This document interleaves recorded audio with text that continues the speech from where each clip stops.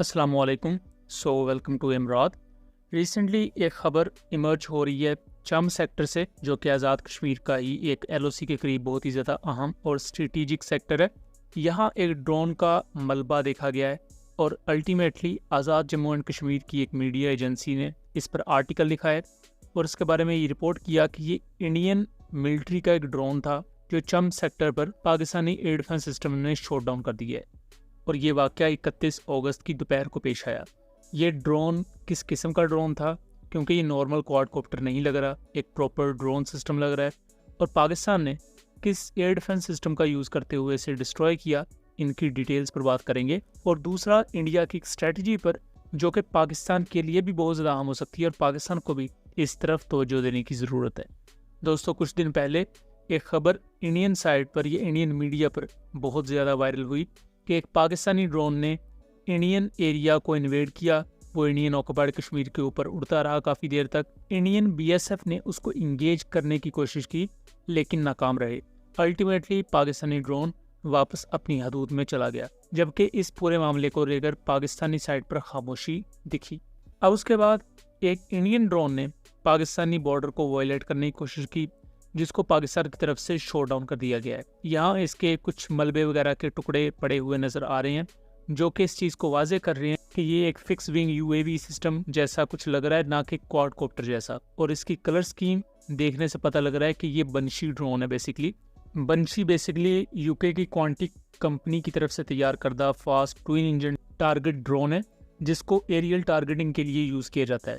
Means के ये high speed drones होते हैं जिनको हवा में उड़ाया जाता है और फिर आपके fighter jets air to air combat में इनको चेज करते हैं, इनको हिट करते हैं, तो इन्हें टारगेट ड्रोन्स कहा जाता है। बट अब मॉडर्न वॉरफेयर में टारगेट ड्रोन्स को बहुत से दूसरे ऑपरेशंस में भी यूज़ किया जा सकता है, यानी कि इनकी speed almost near to 1 mach चली जाती है, या उससे थोड़ी सी कम भी हो तो ये सुपर सबसोनिक स्पीड हो जाती है इनकी। तो इस तरह ऐसे ड्रोन्स को सर्वेलेंस के लिए, जासूसी के लिए भी यूज़ किया जाता है। और इवन कुछ केसेस में ये भी देखा गया है कि इनमें लिमिटेड वॉरहेड लगाकर इन्हें एज अ कामिकाजी ड्रोन भी यूज़ किया जा रहा है। बहरहाल पाकिस्तान ने इस ड्रोन को शॉट डाउन किया है अपने most probably man pad surface to air missile system से, या यहाँ पाकिस्तान के इलेक्ट्रॉनिक वॉरफेयर सिस्टम भी इस इंसिडेंट में इन्वॉल्व हो सकते हैं। लेकिन ड्रोन गिरने के बाद जिस तरह इसका मलबा बिखरा हुआ है, उससे ही लग रहा है कि इसे किसी एयर डिफेंस सिस्टम ने हिट किया है।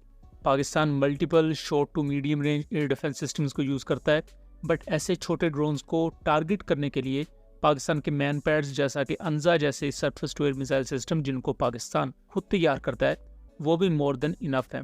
और अंजा मिसाइल सिस्टम्स न सिर्फ ड्रोन्स बल्कि इवन फाइटर जेट्स को भी निशाना बना चुके हैं। कारगिल वॉर में इंडिया के 2 फाइटर जेट्स और एक MI-17 हेलीकॉप्टर अंजा मैन पैड से डिस्ट्रॉय किए गए थे। अब इंडिया बेसिकली ऑपरेशन सिंदूर ख़त्म हो जाने के बावजूद भी, जब इस वक्त दोनों कंट्रीज़ में फ्लड आया हुआ है, दोनों साइड पर अवाम मुश्किल में है, इंडिया तब भी पाकिस्तान को प्रोवोक कर रहा है, पाकिस्तानी एरियाज़ में ड्रोन्स भेज रहा है, जो कि अल्टीमेटली उसमें भी वो नाकाम हुए हैं। और इंडिया का ये ड्रोन वैसे ही पाकिस्तान ने शॉट डाउन कर दिया जैसे इंडिया के पहले 80 के करीब ड्रोन ऑपरेशन सिंदूर में शॉट डाउन किए थे। और इससे पहले जो इंडियन मीडिया ने ये खबर चलाई थी कि पाकिस्तानी ड्रोन हमारे एरिया में आया, वो भी अब ऐसा ही लग रहा है कि एक प्रॉपर फॉल्स फ्लैग था कि पहले एक नैरेटिव चलाया जाए कि पाकिस्तानी ड्रोन हमारे एरिया में आया। अगर आपके एरिया में आया तो आपका एयर डिफेंस सिस्टम, आप क्लेम करते हैं कि दुनिया में बेहतरीन एयर डिफेंस सिस्टम्स में से एक आता है, तो वो उसे क्यों नहीं रोक पाया। और इसके बाद जब आपने अपना ड्रोन पाकिस्तानी एरियाज़ में भेजा तो वो within no time shot down हो गया। अब जो मैंने इससे पहले बात की कि ऐसे टारगेट ड्रोन्स को कामिकाजी ड्रोन के तौर पर भी यूज़ किया जा रहा है, मैं यहाँ बताता चलूँ कि Pakistan Hadaf 1 high speed targeting drone को यूज़ करता है, जो कि मैक्सिमम स्पीड में 0.91 मैक की स्पीड अचीव कर लेता है, जो कि 1000 किलोमीटर पर आवर के अराउंड चली जाती है। जबकि बंशी ड्रोन्स की मैक्सिमम स्पीड 700 से 800 किलोमीटर पर आवर है। पाकिस्तान के जो टारगेटिंग ड्रोन्स हैं हदफ 1, उनमें ये कैपेबिलिटी है कि ना सिर्फ वो ISR इक्विपमेंट कैरी कर सकते हैं, बल्कि वॉरहेड को भी कैरी कर सकते हैं, यानी कि बारूदी मवाद को। तो ऐसे टारगेटिंग ड्रोन्स को यूज़ किया जा सकता है एज अ कामिकाजी ड्रोन और सर्वेलेंस ड्रोन के तौर पर, तो ये काम करते हैं। अब इस वक्त करंटली पाकिस्तान और इंडिया दोनों साइड पर कामिकाजी ड्रोन्स को यूज़ किया जाता है, तो उसमें आपके पास उससे भी ज़्यादा एक चीप ऑप्शन ऐसे टारगेट ड्रोन्स का भी हो सकता है, जिनको मल्टीपर्पज़ ऑपरेशंस के लिए डिज़ाइन किया गया है और इनमें ये कैपेबिलिटी और इलास्टिसिटी है। और यूक्रेन ने भी मल्टीपल ऐसे ऑपरेशंस में इस तरह की इनोवेशंस की हैं। सो पाकिस्तान को अपने टारगेट ड्रोन्स को भी कामिकाज़ी ड्रोन में बदलने की ज़रूरत पड़ सकती है और आई होप कि इसमें इतना पोटेंशियल है कि इसे एज अ कामिकाज़ी या लॉटरिंग म्यूनिशन भी यूज़ किया जा सकता होगा। और बैटलफील्ड में ऐसी छोटी छोटी इनोवेशंस आपको बहुत बड़ा एज प्रोवाइड करती हैं। लेकिन इस पूरे इंसिडेंट में सबसे अच्छी चीज़ ये है कि पाकिस्तान का जो इंटीग्रेटेड एयर डिफेंस सिस्टम है वो एक दफ़ा फिर से वैलिडेट हुआ है, क्योंकि इंडिया ने बेसिकली अपना ड्रोन भेज के ये टेस्ट ही किया था कि पाकिस्तान का क्या रिस्पॉन्स होगा, और पाकिस्तान ने विद इन नो टाइम उसे शूट डाउन कर दिया। इसके साथ साथ सेम ये वही पैटर्न है कि 7 मई 2025 से पहले Indian Rafale aircraft Pakistani areas के बहुत ज़्यादा करीब उड़े थे, जिनके रेडार्स को पाकिस्तान ने जैम कर दिया था, और तब वो खबर बहुत ज़्यादा वायरल भी हुई थी। उसके 2 या 3 दिन बाद ही ऑपरेशन सिंदूर इंडिया ने लॉन्च कर दिया।